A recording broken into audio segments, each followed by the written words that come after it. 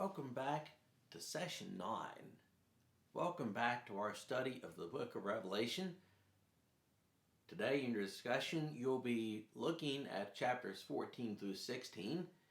And for the next few minutes, I'd like to discuss two terms that figure very prominently in these chapters: Babylon and Armageddon. What were these terms? What were these places? So first, Babylon. Babylon, or Babylonia, is one of the oldest of the world's civilizations. This is one of the oldest of the world's civilizations. It was well known for its famous Hanging Gardens, the Hanging Gardens of Babylon, one of the 7 ancient wonders of the world. This was the people of Hammurabi, the Code of Hammurabi being the first written legal code in human history, the famous Code of Hammurabi.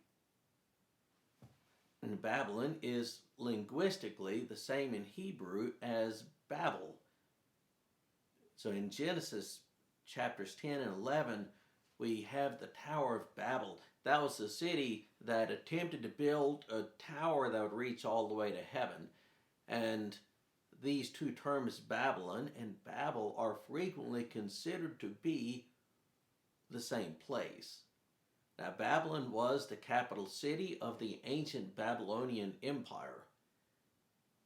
The ruins of ancient Babylon can be seen today in modern-day Iraq. Some 55 miles south of present-day Baghdad, one can visit the ruins of the ancient city of Babylon. In the ancient world, the Babylonians had been a vassal state to the dreaded and fearsome Assyrian Empire for much of the 700 and 600s BC. And they revolted beginning in 626 BC and eventually defeated the hated Assyrians.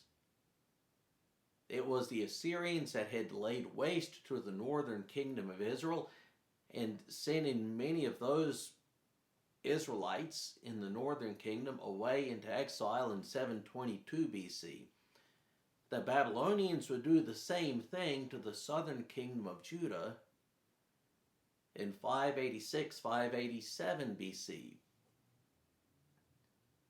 The Babylonians invaded, they laid siege to Jerusalem, destroyed the city, destroyed the temple, and carried off many of the people into exile in and around Babylon. Babylon, in the Bible, frequently is used to represent opulence, wealth, as well as idolatry. The gods and the goddesses of ancient Babylon were a frequent threat to the ancient Jews. They were a frequent threat to the ancient Jews, enticing them to worship Moloch and Marduk and all the rest of their pantheon. Eventually, the Persian Empire defeated the Babylonians in 539 BC, allowing the Jews to return home, and some of them did return home, and in returning home they rebuilt their temple and, to the extent possible, re-established themselves in their homeland. As we turn to the pages of the Apocalypse, to the pages of Revelation, part of your discussion will be, what is Babylon? What does Babylon represent for these first century Christians? Is it a rebuilt ancient city, an ancient city that will be rebuilt now or some point in the future, or is it primarily a metaphor for something else? The next term that I'd like to spend some time on is Armageddon. The Battle of Armageddon. And the very term Armageddon is one that strikes fear into our hearts. Some 25 years ago, there was a sci-fi thriller movie called Armageddon about an asteroid that was on a collision course with Earth. This notion of Armageddon plays really an outsized role in the book of Revelation, an outsized role in popular imagination when we consider this book. So we envision the Battle of Armageddon, and we can far too easily envision Russian tanks rolling across the plains of Israel in some sort of a future Battle of Armageddon. Or do we envision something like armies of angels fighting with armies of demons? Let's take a look at it though. Armageddon. The term Armageddon shows up only once in the entire Bible. Only once. Only once in Revelation in chapter 16. Only once in the entire Bible. For all of the ink that has been spilled, that word is only used once. And they assembled them at the place that in Hebrew is called Armageddon, from Revelation 16:16. There is not actually a battle described in Revelation 16, is there?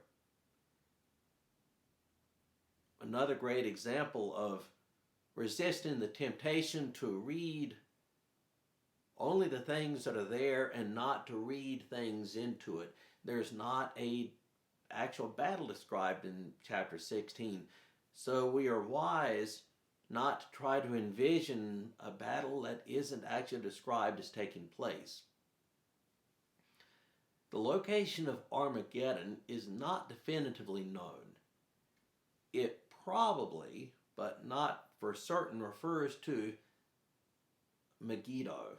Megiddo being an ancient city, the ruins of which overlook the Jezreel Valley. The pilgrim, the tourist visiting Israel today can go to Tel Megiddo. Megiddo was an ancient city that had been conquered and rebuilt time after time after time. And it has a commanding view over the Jezreel Valley. A beautiful valley that one can see from that view. A beautiful valley. You look across the valley in the distance, in the far distance, you could, on a clear day, I suppose, you might even be able to see Nazareth. Over to your left, Mount Carmel, and then stretching back to your right, down towards Samaria. Beautiful location that has been fought over and fought over and fought over time after time after time. This ancient settlement sat on the main trade route between Egypt and the Fertile Crescent, the main trade route between Egypt and Mesopotamia, and also in the main route between the Phoenician cities and Jerusalem. As I said, the city has been built and conquered, destroyed, built, conquered, destroyed over and over again. It has been the location of innumerable battles, most recently as late as World War I. As late as World War I, a British army under General Edmund Allenby defeated a Turkish force there, earning for himself the nickname the Lord of Armageddon. So what was Babylon? What was Armageddon? I hope you enjoy your discussion.